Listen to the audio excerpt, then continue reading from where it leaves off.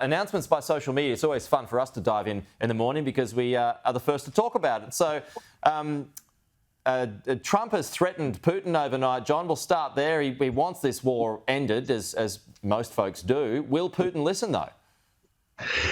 Yes, I saw this coming and talked about this for some time. Obviously, the United States has a great deal of leverage with the Ukrainians because it's either continuing aid or don't continuing aid is equivalent to Ukraine's having an ability to prosecute the war. So that leverage is there to force the Ukrainians to the table. What was lacking was leverage with the Russians. The Russians are winning on the ground, gaining ground pretty much every week. And I don't know if you know this, but I speak Russian and I monitor Russian media and Russian politics. And the Russians have stuck by their maximalist demands, not showing an inch of compromise with regard to any sort of settlement. So Trump needed some leverage with Moscow.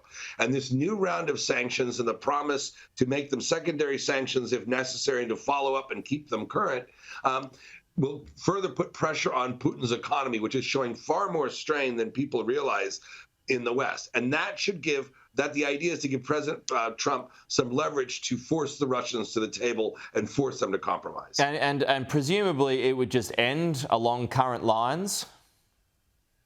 It's unknown, right? So it would, it may be a sort of a frozen conflict like what we have in Korea along the 38th parallel, where it is an armistice or a truce, but not a technical cessation of the conflict.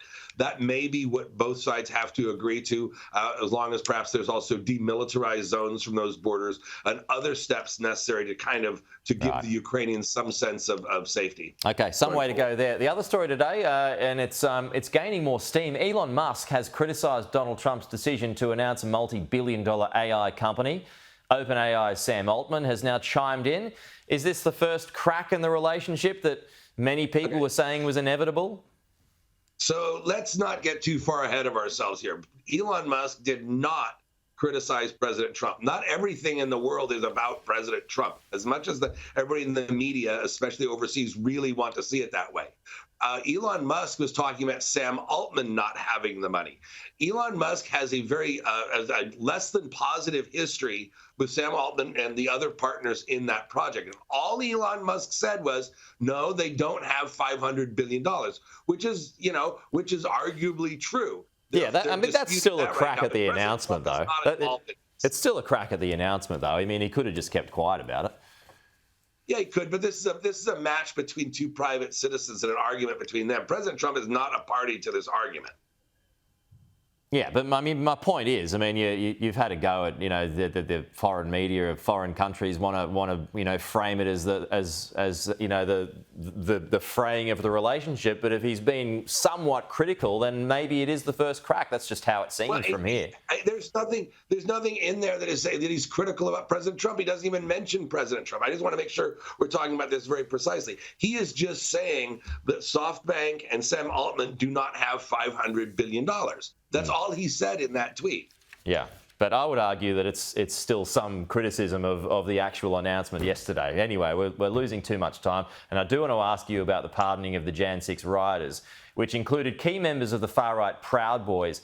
Now, as a Republican, how do you feel about that? Well, I think that they should have done it differently. I think there should have been pardons issued, but it should have been on a case-by-case basis towards the people that were merely protesting or in no way displayed any sort of physical violence. I get why the pardons happened, because the federal government devoted so many resources towards these people and neglected law enforcement at the expense of pursuing this. When only one person was killed, and that person was killed by a law enforcement gun, and you had hundreds and hundreds of people that were kept for months and months detained in jails without being charged, which is inappropriate in the United States, to say the least. So you had people being treated differently because they were protesting this versus people who were burning down cities in 2020 that were never charged at all. So the idea was to wipe the slate clean, but I would have done it on a case-by-case basis. Okay, fair enough. John, appreciate your time as always. Thank you. We'll talk to you again soon.